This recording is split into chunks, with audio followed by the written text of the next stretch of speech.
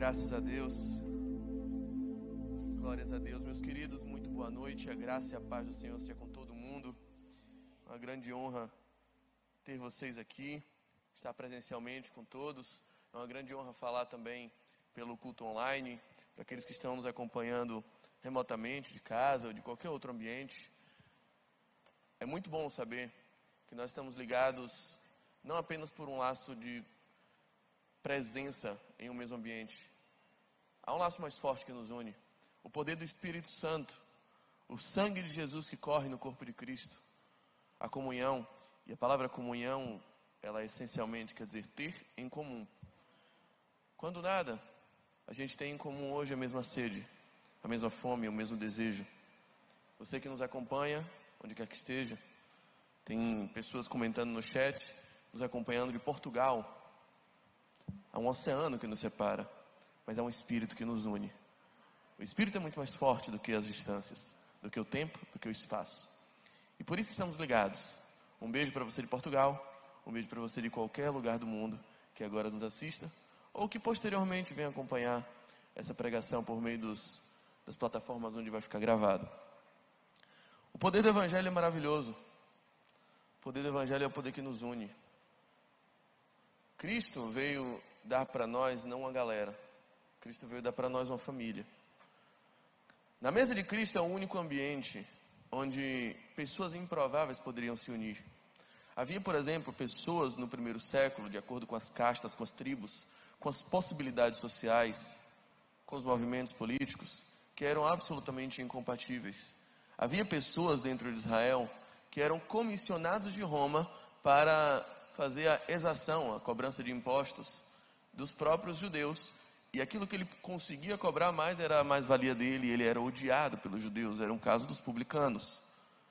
Eles eram parceiros de Roma contra os judeus, mesmo sendo judeu. Havia também outra tribo, entre aspas, outras facções, exemplo dos movimentos separatistas, dos movimentos de libertação, como o caso dos Zelotes, que ele queria ouvir qualquer pessoa, ele preferia ver Satanás materializado na frente dele do que ver um romano. O fora Roma era o pessoal dos Zelotes. Por exemplo, os Zelotes e publicanos eram absolutamente inconciliáveis.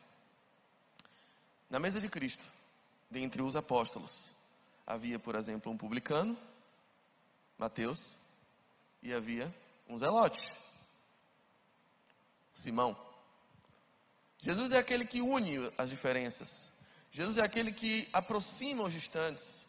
Jesus é aquele que reconcilia os brigados. Jesus é aquele que põe harmonia onde a nossa teimosia colocou desunião. Por que eu estou falando isso? Dos grandes tesouros que nós temos com uma vida de congregação, com a vida de igreja. Aliás, o maior tesouro. Por que eu digo o maior tesouro? Você não precisa de uma igreja para ser salvo. Você não precisa de uma igreja para ir para o céu. Você não precisa de uma igreja para encontrar com Deus. Deus encontrou Elias numa caverna. Deus encontrou Jonas no ventre de um peixe. Deus estava com Jesus no deserto. Deus estava com Adão no jardim. Não, o poder de Deus não está limitado a uma igreja, a uma parede. O poder de Deus não está limitado a uma estrutura física. O poder de Deus não está. O pastor que disser para você que você precisa ir na igreja para encontrar com Deus, ele está categoricamente mentindo. Você não precisa isso. Nós nunca vamos pregar isso aqui. Que se você não vier para a igreja, você não vai encontrar com Deus. Se você não vier para a igreja, Deus não vai te salvar. A gente não prega isso. A sua salvação não depende da sua vinda para a igreja. A sua salvação, aliás, não depende de nada do que você faça. Nós não somos salvos por aquilo que fazemos. Nós somos salvos por aquilo que Cristo fez por nós na cruz do Calvário. É uma obra dele. É uma ação dele. É uma atitude dele. É um presente dele. É a graça dele vindo sobre nós. Isso determina a salvação. É por isso que a gente insiste em dizer que nós não encontramos Jesus. Mesmo porque ele nunca esteve perdido. Nós somos por ele encontrados. Nós é que estávamos perdidos e ele nos encontrou. Às vezes o nosso louvor É uma tentativa esforçada de tentar atrair Jesus para o nosso culto.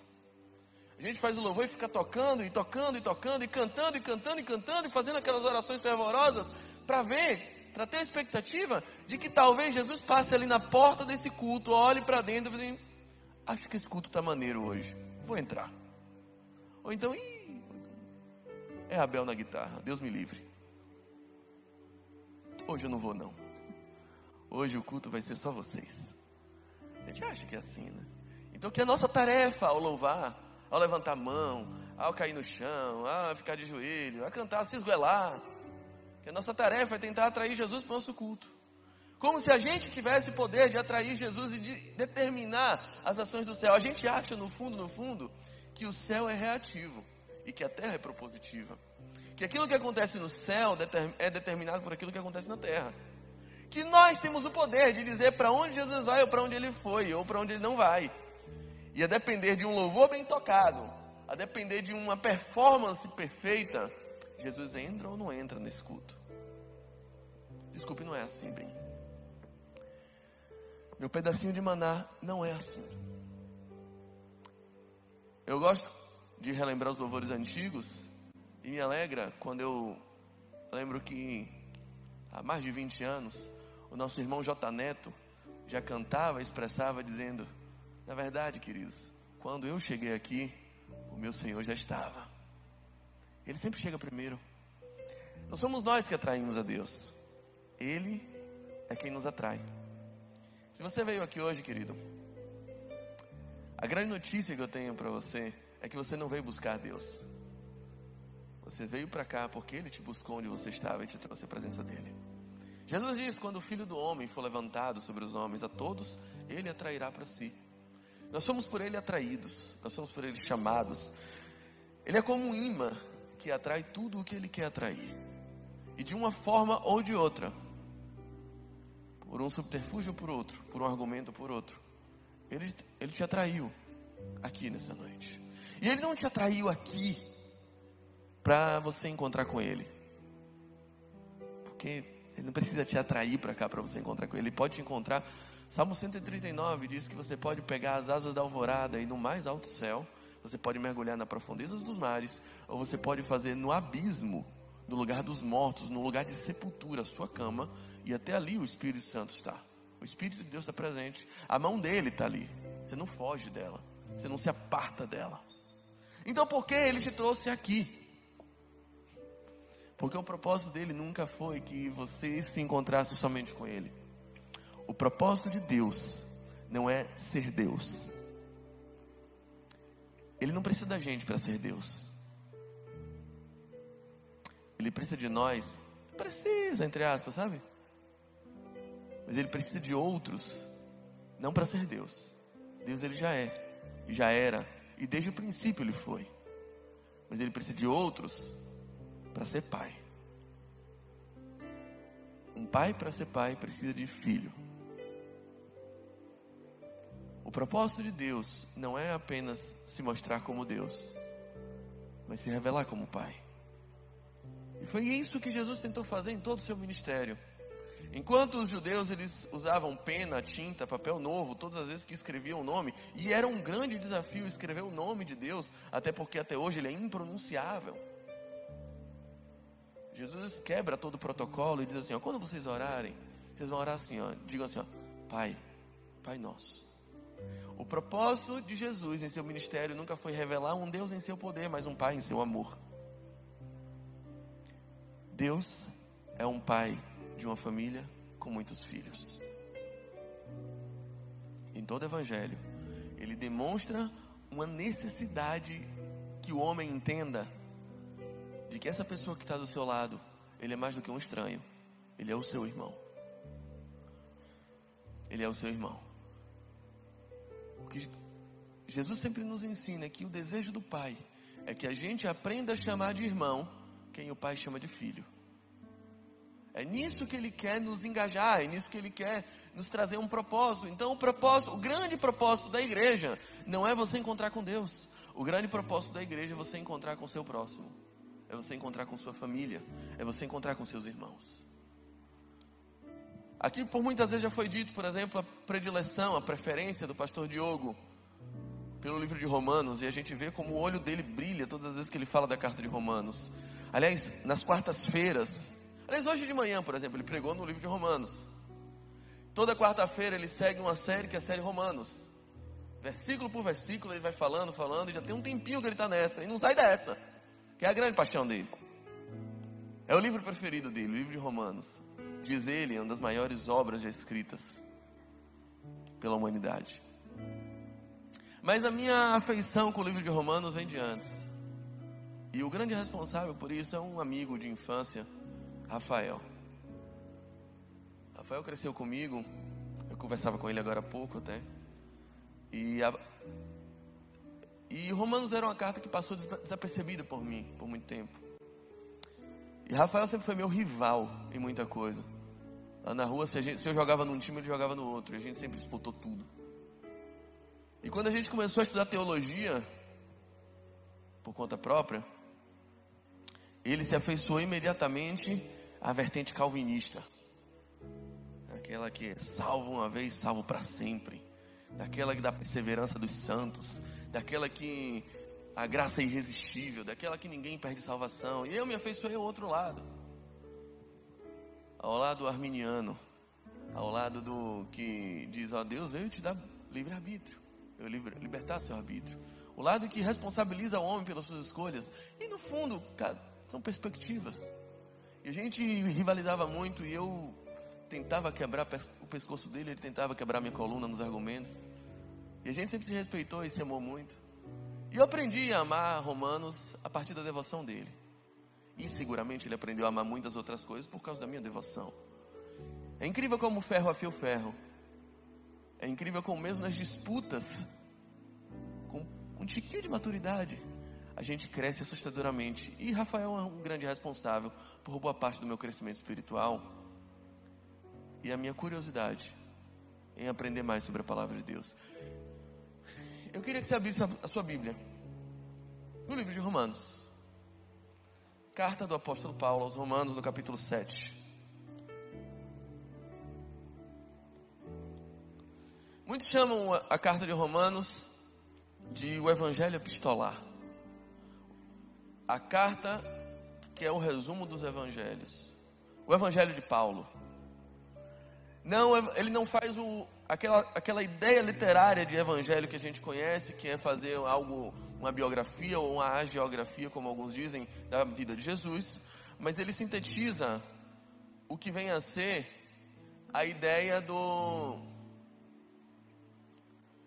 de toda a essência do Evangelho e do grande ensinamento doutrinário que o Evangelho vem nos legar. É isso que a carta de Romanos vem nos trazer. Como síntese, como aprofundamento, como noção, como ideia, como consciência. E eu queria que você lesse comigo alguns trechos do capítulo 7. A partir do verso 7. Acompanhe comigo. Romanos, capítulo 7, do verso 7 em diante, diz assim: que diremos então? Que a lei é pecado? De modo nenhum. Mas eu não teria conhecido o pecado a não ser por meio da lei. Porque eu não teria conhecido a cobiça se a lei não tivesse dito, não cobice. Mas o pecado, aproveitando a ocasião dada pelo mandamento, despertou em mim todo tipo de cobiça. Porque sem lei, o pecado está morto. Houve um tempo em que sem lei eu vivia. Mas quando veio o mandamento, o pecado reviveu e eu morri. E verifiquei que o mandamento que me havia sido dado para a vida, esse se tornou em mandamento para a morte. Porque o pecado, aproveitando a ocasião dada pelo mandamento, me enganou. E por meio do mandamento me matou. Assim, a lei é santa e o mandamento é santo, justo e bom. Então aquilo que é bom se tornou morte para mim? Não, de modo nenhum. Pelo contrário, o pecado, para se mostrar como pecado, por meio de uma coisa boa, causou minha morte. A fim de que, pelo mandamento, o pecado mostrasse toda a sua força de pecado. Porque bem sabemos que a lei é espiritual. Eu, porém, sou carnal, vendido à escravidão do pecado. porque nem mesmo compreendo o meu próprio modo de agir, pois não faço o que prefiro, e sim o que eu detesto. Ora, mas se eu faço o que eu não quero, eu concordo com a lei que é boa. Nesse caso, quem faz isso já não sou eu, mas é o pecado que habita em mim. Porque eu sei que em mim, isto é, na minha carne, não habita bem nenhum. Pois o querer o bem está em mim, mas não o efetuar.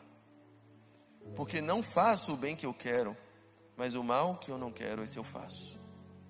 Mas se eu faço o que eu não quero, já não sou eu quem faz, e sim o pecado que habita em mim. Assim eu encontro essa lei. Quando quero fazer o bem, o mal reside em mim. Porque segundo o homem interior tenho prazer na lei de Deus. Mas vejo nos meus membros outra lei, que guerreando contra a lei da minha mente, me faz prisioneiro da lei do pecado, que está sobre os meus membros. Miserável homem que sou, quem me livrará do corpo dessa morte?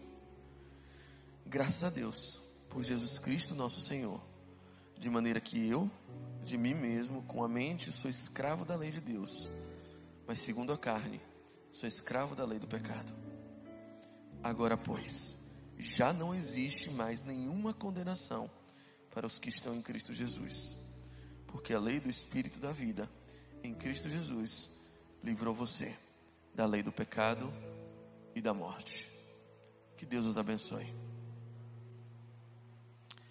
Paulo traz um relato emocionado, um relato de um desabafo, um relato de um homem que expressa veementemente, reiteradamente, repetidamente situações que o envergonham. Paulo é um homem envergonhado, escrevendo em Romanos 7, e diz: o que eu quero fazer, e eu sei o que eu quero fazer, eu só não consigo. Em mim está todo o querer, todo o conhecimento. Eu sei qual é a vontade de Deus. Eu já compreendi qual é o conteúdo da lei. Eu compreendi o que é o padrão de Deus para uma vida reta, para uma vida sábia, para uma vida duradoura, para uma vida plena, para uma vida feliz, para uma vida santa. Eu já compreendi tudo isso. Eu já entendi o que Ele quer de mim. O que eu não consigo é fazer. A célebre frase, a máxima paulina: o bem que eu quero eu não faço, o mal que eu não quero eu já fiz, está contido nesse trecho que a gente leu. E parece que esse é um desafio de todos nós, cristãos e ateus, jovens e velhos, homens e mulheres, ricos e pobres, de todas as tribos, povos e raças. Todos nós temos o grande desafio. Uma certa feita, Jesus encontra à beira do caminho, perto de Jericó, um mendigo cego, que grita desesperadamente para ele, diz assim: filho de Davi, tenha misericórdia de mim. Era o seu nome Bartimeu. Jesus o encontra e diz assim: tragam ele até mim. Ele vai ao encontro de Jesus. Jesus olha para a cara dele e faz uma das perguntas mais cretinas que você vai encontrar no Evangelho. Ele olha para um cego, um mendigo, que está desesperadamente gritando: tenha misericórdia de mim. E diz assim: o que você quer que eu te faça? Será que Jesus imaginou que ele ia dizer: eu quero um cão guia?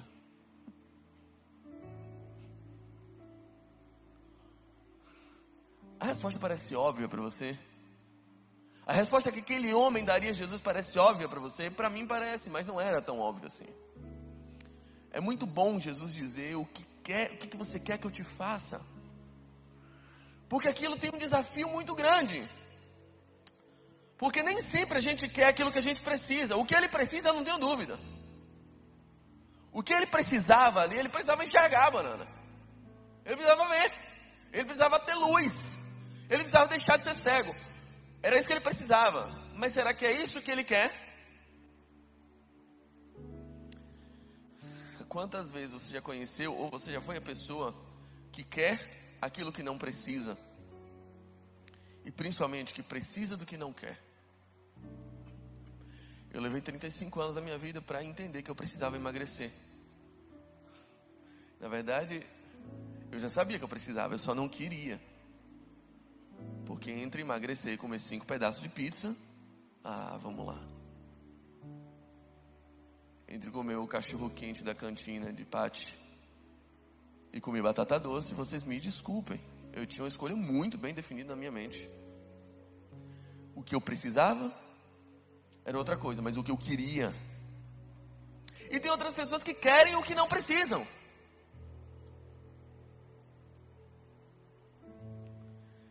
A gente tem uma vontade declarada. Eu sempre tive vontade de emagrecer. Eu só não tive vontade de fazer o que era necessário para emagrecer. Quantas pessoas que você conhece, que na verdade precisam passar mais tempo com o filho, precisam recuperar o casamento, precisam dar mais atenção, precisam perdoar o pai, precisam dar mais atenção à sua mãe. Ele sabe que precisa disso, mas tudo que ele quer é fazer mais hora extra e ganhar mais dinheiro. E ter mais dinheiro para poupar. É esse desafio que a gente carrega. Paulo está aqui recobrando uma situação que é uma luta interna que eu acredito que todos nós travamos ou já travamos em algum momento da vida. Existem algumas teorias sobre como surgiu o Estado, como surgiram os poderes governamentais. E uma das teorias mais clássicas, mais antigas sobre isso, são as teorias que a gente chama de teorias contratualistas. Quando a gente estuda ciência política, a teoria do Estado, a gente estuda muito sobre contratualismo. O que é o contrato social que as pessoas assinam. Como o Estado surgiu, como nasceu a ideia de ter um governador. A ideia que eu mais gosto vem de um filósofo chamado Thomas Hobbes. Thomas Hobbes escreve um livro chamado O Leviatã. E nesse livro, ele explica como nasce o Estado. Ele diz o seguinte, olha, antigamente o homem vivia no estado de natureza. É um estado sem Estado. Cada um fazia o que queria. Não havia rei, não havia governador, não havia presidente, não havia prefeito. E o que começou a acontecer? O homem começou a degladiar-se com o próprio homem. Ou seja, os vizinhos estavam todos se matando. Porque um dia um homem diz, não, eu não quero ficar mais só com esse espaço, eu quero aquele espaço também. O outro diz, espera aí, esse espaço é meu. Aí ele dizia, vamos resolver na peixeira.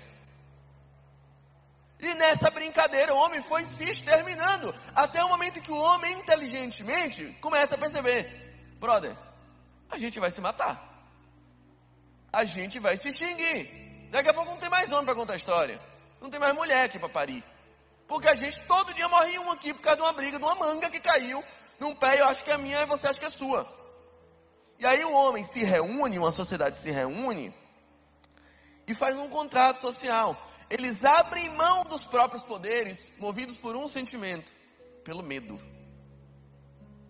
Um homem com medo do outro. Então, pelo medo de a gente se matar, a gente faz uma escolha. Vamos nomear um governador aqui e abrir mão de parte. Eu vou abrir mão do poder que eu tenho de lhe matar e você abre mão do poder que você tem de me matar, para a gente ser governado, senão a gente morre. E aí daí vem a expressão que Thomas Hobbes usa, dizendo, o homem é o lobo do homem. O homem essencialmente é mau. O homem é ruim. Se você soltar dois homens sozinhos, eles vão se matar. Bota dois homens numa gaiola aí. Eles vão se matar uma hora ou outra. Eles vão disputar, eles não vão cooperar. O homem natural é assim. E a gente descobre isso com cada vez mais robustez quando a gente vira pai. Algum pai, alguma mãe ensinou ao seu filho o seguinte: filho, você tem que defender seu brinquedo. Você não pode deixar o coleguinha tomar. Você tem que dizer, é meu. Quando ele vier tomar, você diz assim, não, esse é meu. Alguém precisou ensinar isso ao filho aqui? Nunca. Você lembra do trabalho que você teve para ensinar o seu filho a dizer assim, pega meu brinquedo também, coleguinha. O que dá trabalho? Ensinar o filho a defender o brinquedo, a compartilhar o brinquedo? Nosso Deus. Que tristeza. Você lembra quando você ensinou seu filho a mentir? Alguém lembra aqui? Pode levantar a mão. Não? O filho de vocês não mentem? O meu tem 3 anos e mente igual um cachorro. E é cada uma mentira mais elaborada que a outra, que é um espetáculo. Eles aprenderam com quem? Vem no pacote. Eu não sei qual a assinatura de vocês, se é premium, se é standard, se é... Mas vem no pacote. Eles vêm mentindo. Essa gurizada vem mentindo. Ela vem egoísta. Ela vem sabendo bater. Eu tive que ensinar meu filho a beijar. Ele agora aprendeu a beijar. Vira um beijoqueiro nato. Mas a bater eu nunca ensinei. Nunca ensinei. E sim, eu já fui chamado na escola. Pense na dor, no orgulho que dá saber que tem pai dizendo que vai tirar o filho da escola porque o seu guri deu dentada. Acho que eu já mordi meu filho alguma vez na vida. Antes de ter dente ele já mordia. Eles são criativos para isso. A gente não precisa ensinar. Quem nos ensina isso é a nossa natureza. Ela é decaída. Ela é naturalmente má. Você não precisa ir só para a Bíblia para entender isso. Esse estigma que Paulo está trazendo aqui, essa angústia que Paulo está trazendo, ela é compartilhada por toda a humanidade. Nós nascemos inclinados ao mal. Nós nascemos como miseráveis homens que precisam ser libertos de um corpo de morte. De um corpo inclinado a matar o próximo.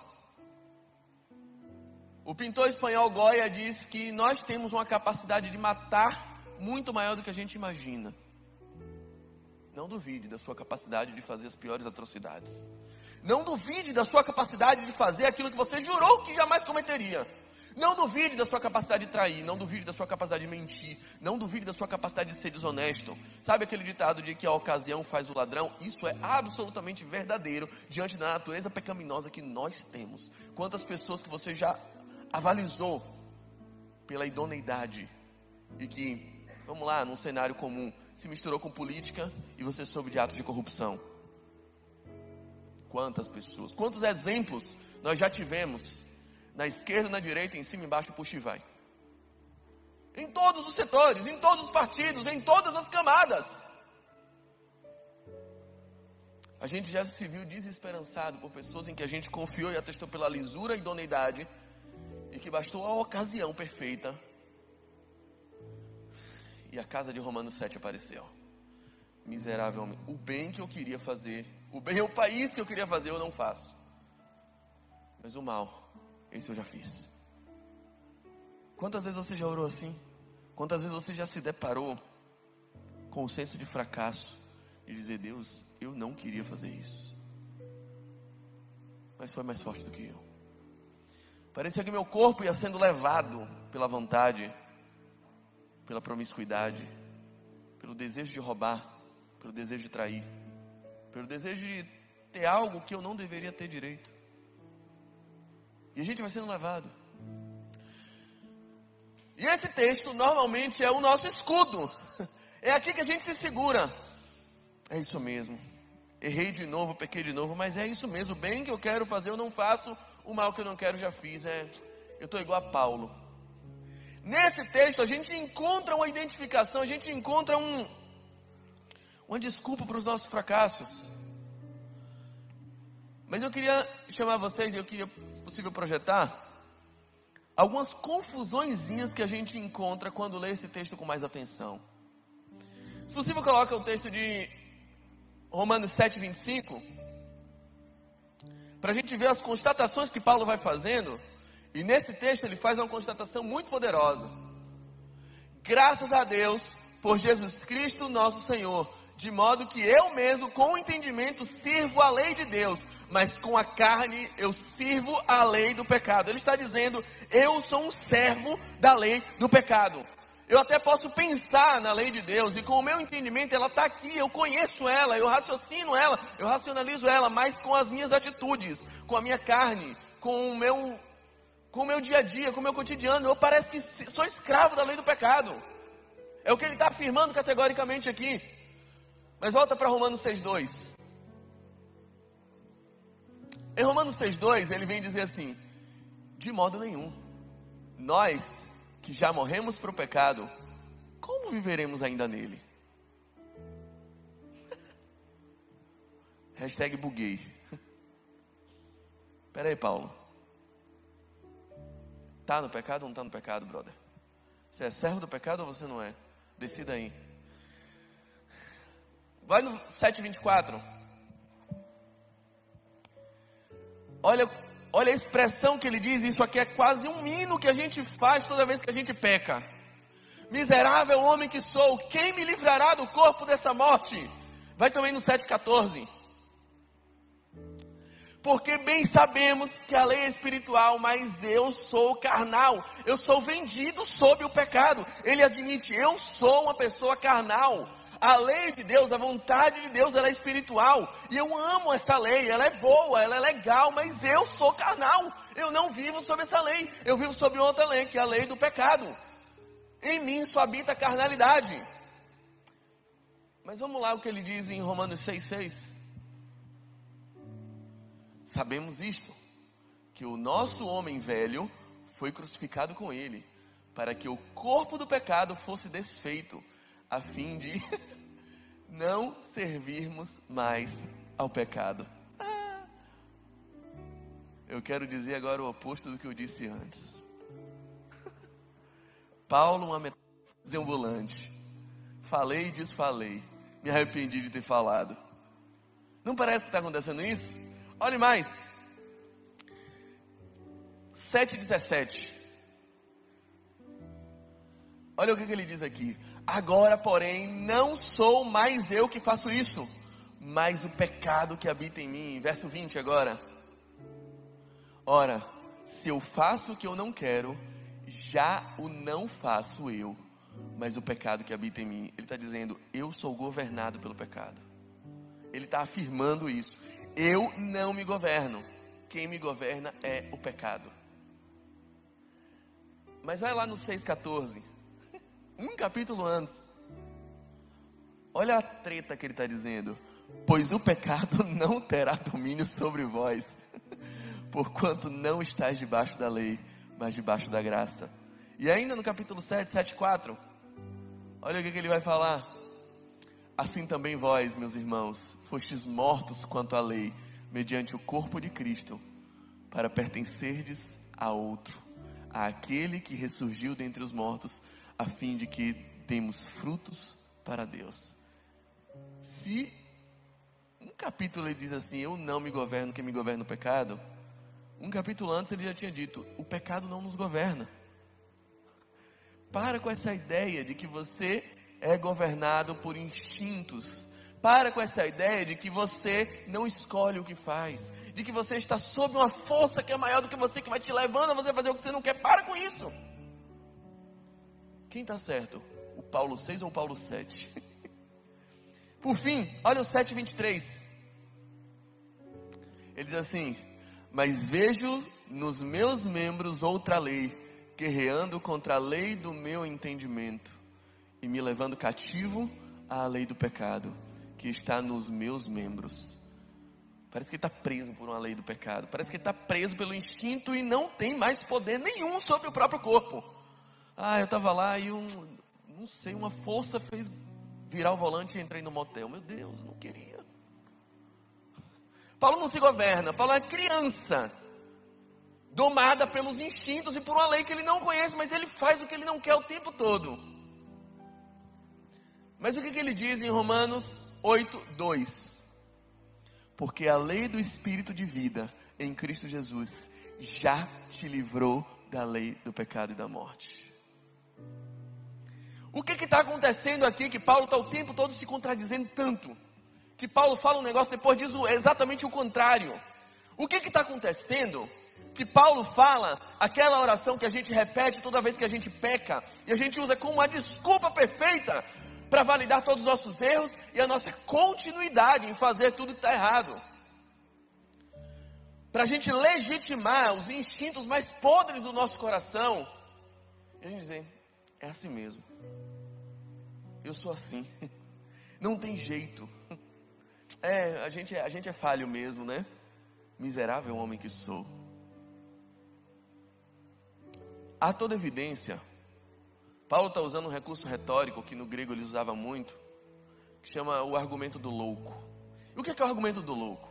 O argumento do louco é o mesmo recurso que ele usa em Romanos ou em 2 Coríntios capítulo 12, quando ele diz assim, olha, eu conheço um homem, eu não sei se no espírito ou fora do espírito, esse homem foi até o terceiro céu. E lá ele viu coisas que ao homem não é lícito nem contar. E aí ele fica na dúvida se ele vai se gabar ou se ele não vai se gabar por causa desse homem. Vamos lá. Quem é esse homem? Alguém tem um palpite de quem ele está falando ali? De quem? Dele mesmo. Ele está falando dele. Eu conheço um homem, eu não sei se no corpo, se fora. Ele foi até o terceiro. Eu não sei se eu devo me gabar nesse homem. Ele está falando dele. Isso é um recurso retórico grego. O argumento do louco. Quando você quer elogiar, você fala de si mesmo, só que se referindo a outra pessoa. Esse mesmo argumento, esse mesmo recurso, quando você quer falar de outra pessoa, mas de modo negativo, o que você faz? Você fala de si mesmo. Eu sou assim. Na verdade ele está dando um recado aos judeus, que tentam se valer com base na lei, que tentam adquirir santidade simplesmente por obediência, e que acham que vão ser salvos por conta disso. E ele está falando, miserável homem que sou. Na verdade ele está falando de um estado anterior dele, um estado onde ele era igualzinho àquelas pessoas que agora estão ouvindo sua palavra. A pessoa que tem conhecimento, que tem algum nível de proximidade com Deus, que conhece a lei de Deus, que conhece a sua vontade, que conhece o seu querer, que sabe o que Deus quer para a sua vida, mas ainda não consegue cumprir. Alguém apaixonado por Deus, mas ainda totalmente escravo de uma natureza pecaminosa.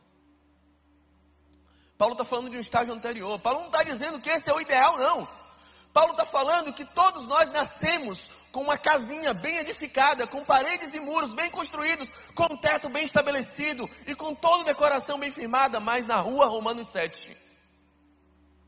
Todos nós nascemos inclinados para isso.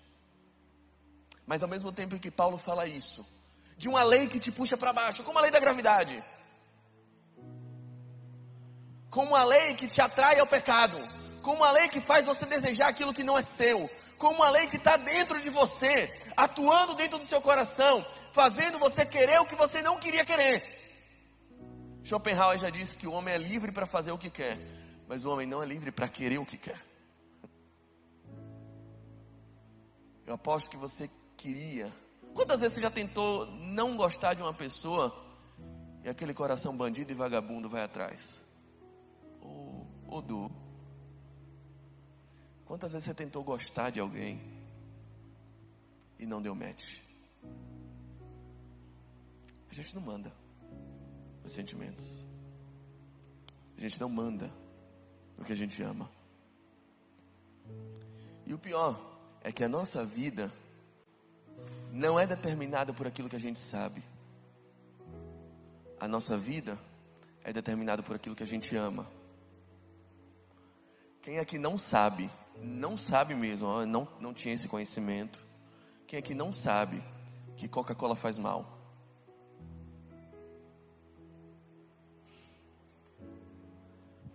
Quem aqui toma Coca-Cola? Ai, mas eu tomo 0. Desculpa, Ana Luísa, não vale.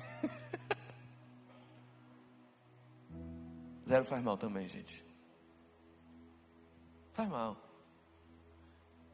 Se quer usar, usa para desentupir privado, ela é ótima. Coca-Cola é bom para isso. Mistura com Mentos então, dá muito certo. Por que você toma mesmo sabendo que faz mal? Porque a gente não é guiado por aquilo que a gente sabe. A gente é guiado por aquilo que a gente ama.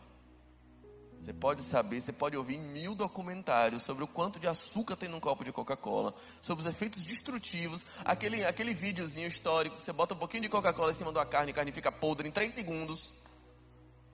Você pode ver isso tantas vezes quanto for. Mas você ama Coca-Cola. Você ama.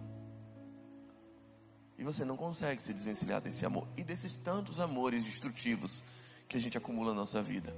E isso é o que tem guiado a sua vida.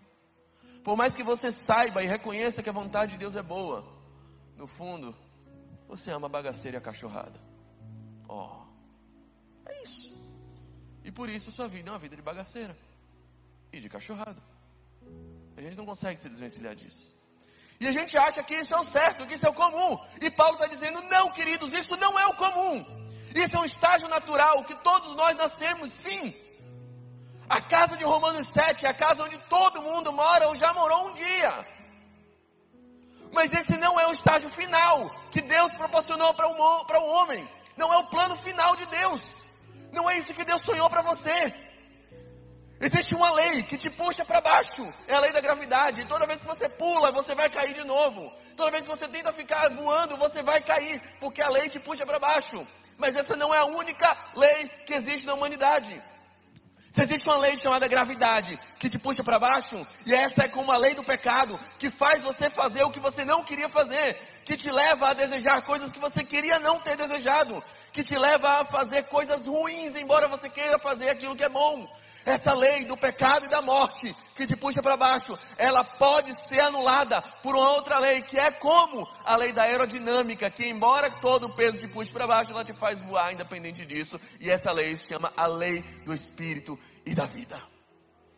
Por isso Paulo vai dizendo: miserável homem que sou, quem me livrará do corpo dessa morte? O bem que eu quero eu não faço, o mal que eu não quero eu já fiz. E se eu estou fazendo o mal que eu não quero fazer, já não sou eu quem faço, mas é o pecado que habita em mim. E ele tem determinado todas as coisas da minha vida. Eu sou um homem controlado, escravizado pelo pecado, martirizado pelo pecado. Eu fui assim. É isso que ele está dizendo. Mas ele vai para uma outra casa. Ele está dizendo: a casa de Romanos 7 não é sua parada final. O seu GPS está determinado para um outro lugar. O Waze está apontando para um outro destino. Então a grande solução que ele aponta é: hora de mudar de casa. Porque a casa de Romanos 8 começa dizendo: mas agora já não há condenação para todos aqueles que estão em Cristo Jesus. Porque eles saíram da lei do pecado e da morte, e agora eles habitam debaixo da lei do Espírito e de vida. O grande segredo que Paulo está dizendo é: irmãos, não se desculpem com base no seu endereço. Não justifique suas atitudes simplesmente dizendo: eu sou assim. Eu moro nessa casa de Romanos 7. Não. Paulo está dizendo: Deus preparou uma outra casa para você. Deus tem uma outra rua para você morar. A rua de Romanos 8, ele está dizendo: já não há condenação. E quando a gente lê isso, a gente pensa imediatamente em inferno. Já não há mais inferno para aqueles que estão em Cristo Jesus. E ele não está falando de inferno. Ele está falando de uma condenação em vida. Ele está falando de uma vida plena. De uma vida onde você de fato tem liberdade. Porque se o Filho vos libertar, verdadeiramente sereis livres. De uma vida onde você já não é mais escravo das suas vontades e das suas vontades pecaminosas. De uma vida onde você tem agora o prazer, a experiência, a liberdade de dizer: eu sei qual é a vontade de Deus, eu amo a vontade de Deus e eu faço a vontade de Deus. Uma vida onde o pecado, onde o declínio, onde o tropeço, onde a queda passa a ser um acidente e não a sua regra. Uma vida onde a culpa pelos erros passados já não te prendem, já não te martirizam.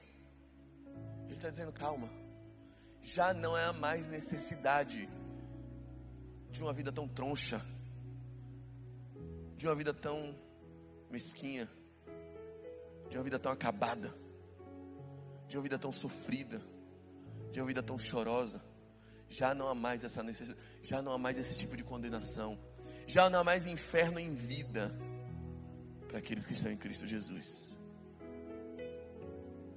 Se você é pesado demais para voar, o Espírito te dá a aerodinâmica para que você não fique sempre sendo puxado. Como é que faz isso? Não dá para mandar no coração. Não dá para mandar nas vontades. Não dá para você escolher o que deseja. Não dá para você escolher quem amar. É por isso que a grande promessa de Deus não é uma promessa de adestramento. Às vezes a gente tenta fazer religião assim, adestrando, dando 5 passos para você ter mais domínio próprio. Os 7 passos da vitória. A campanha das cabeçadas na cruz, para você adquirir mais santidade. E os livros de autoajuda, os livros de ensinamentos. Deus não quer adestrar seu coração, Deus não quer fazer uma lavagem cerebral. A única possibilidade de você ter novos amores é a promessa que ele faz em Jeremias, ele faz em Ezequiel, para uma nova aliança. e eu lhes darei um novo coração. O Evangelho é, antes de tudo, um milagre. O Evangelho não é um adestramento. O Evangelho não é um bom conselho. O Evangelho é uma boa notícia de que Jesus morreu na cruz para reconciliar aqueles que estavam perdidos e trazer de volta ao aprisco dele. A grande notícia do Evangelho é de um homem que foi levantado num madeiro, se fazendo maldição a ele mesmo. E levantado entre os homens, ele a todos atrai para si. A grande notícia do Evangelho é que se o Filho vos libertar, verdadeiramente você pode ser livre. A grande notícia do Evangelho é que você já não precisa ser mais escravo de suas vontades. É que você já não precisa ter a sua casa eternamente em Romanos 7. Jesus veio dar a sua vida para que você possa mudar de casa, para que você possa viver uma vida onde já não há mais condenação, para que você possa viver uma vida plena, gostosa, feliz, saborosa. É mentira essa ideia de que o Evangelho propõe sofrimento apenas, de que se fosse assim seria bom demais, de que Deus não quer você tendo prazer. Isso é mentira. É mentira a ideia de que Deus gosta de ver o homem sofrendo por nada, porque quem sofre mais nessa terra vai ter mais bem no céu. Isso não é o Evangelho. Essa ideia de que o Evangelho de Cristo propõe uma prova de desafio, de resistência contínua, e coloca você um prato cheio e diz assim: olhe, mas não prove. Prove, mas não deguste. Deguste, mas não goste. Esse não é Deus. Essa é a consciência martirizadora da religiosidade vazia. Deus não. Deus te livra das vontades loucas que vão fazer você se desfigurar, e coloca no seu coração o desejo de comer aquilo que te faz bem, de ter o alimento que vai fazer você ter uma vida boa e plena. Eu preferia a minha vida inteira 5 fatias de pizza, mas comendo 5 fatias de pizza, eu estava no risco máximo de esteatose hepática, no risco máximo de cardiopatia, um refluxo que não me deixava em nenhuma hora do dia, acima do peso. Fazendo essa comparação, é como se o Evangelho verdadeiro, a plenitude do Evangelho, colocasse você numa outra casa, na casa de Romanos 8, onde já não há mais vontade de se matar, onde aquilo que agora te dá prazer não é aquilo que te engarguela. Aquilo que te dá prazer também te dá vida, e vida em abundância, onde faz você se sentir bem todo dia, comendo algo que te agrada. Esse é o Evangelho.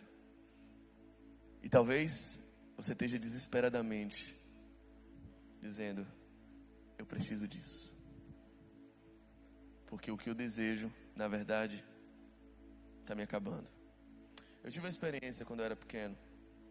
Com 5 anos de idade, eu tomei uma decisão muito madura. Eu resolvi fazer a barba. Você vê como é minha barba hoje. Imagina com 5 anos.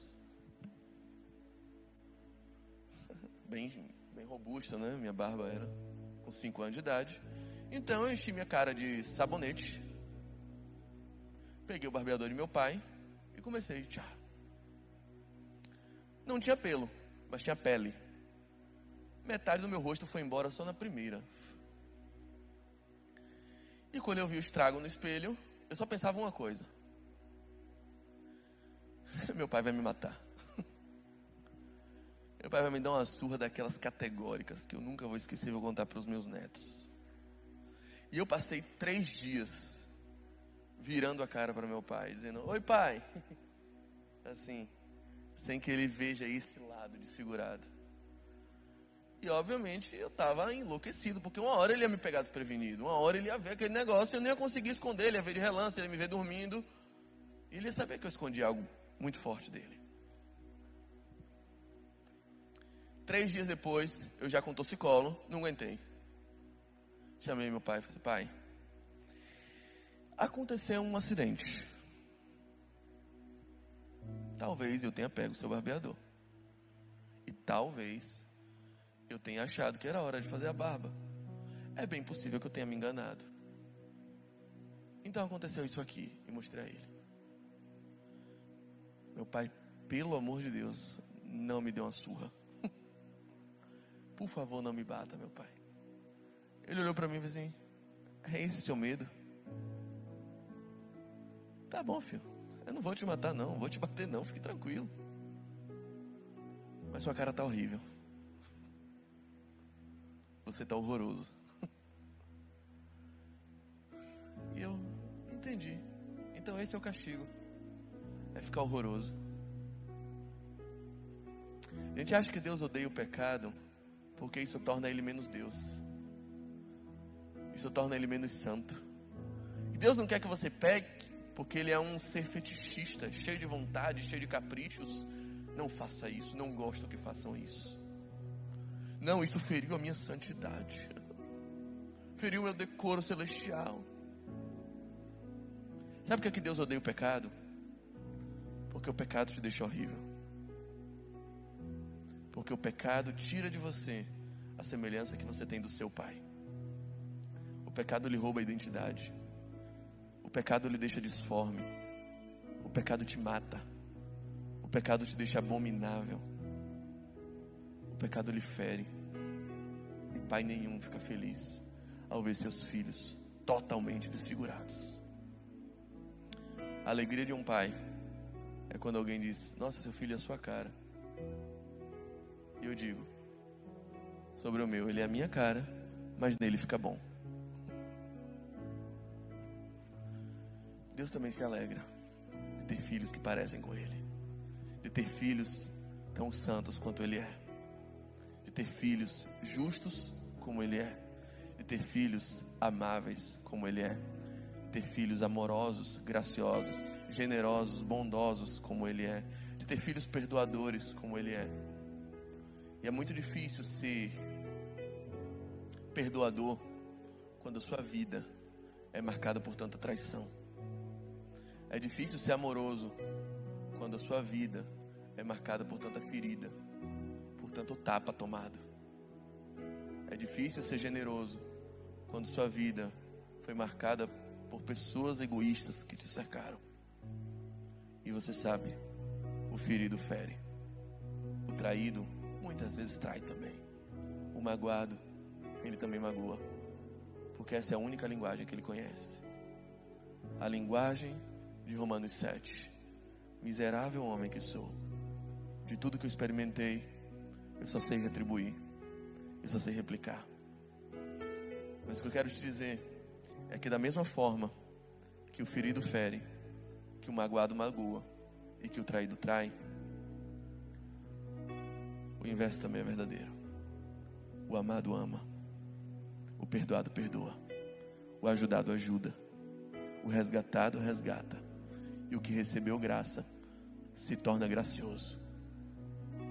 Eu lhe convido hoje a mudar de casa, a sair da rua 7 e entender que a rua 8 tem uma morada preparada para você. Feche seus olhos, baixe sua cabeça e ore como um pedido sincero de quem quer se ver liberto. Liberto das suas vontades, da escravidão que foi imputada a você, das mentiras, dos sofismas, das falácias que colocaram no seu coração dizendo: você é assim. De tantas vezes que o mundo lhe impôs desafios e que você acabou amortecendo todos eles e você acabou aceitando que é assim mesmo, eu sou assim. De tanto apanhar, agora eu quero bater. De tanto ser perseguido, agora eu quero perseguir.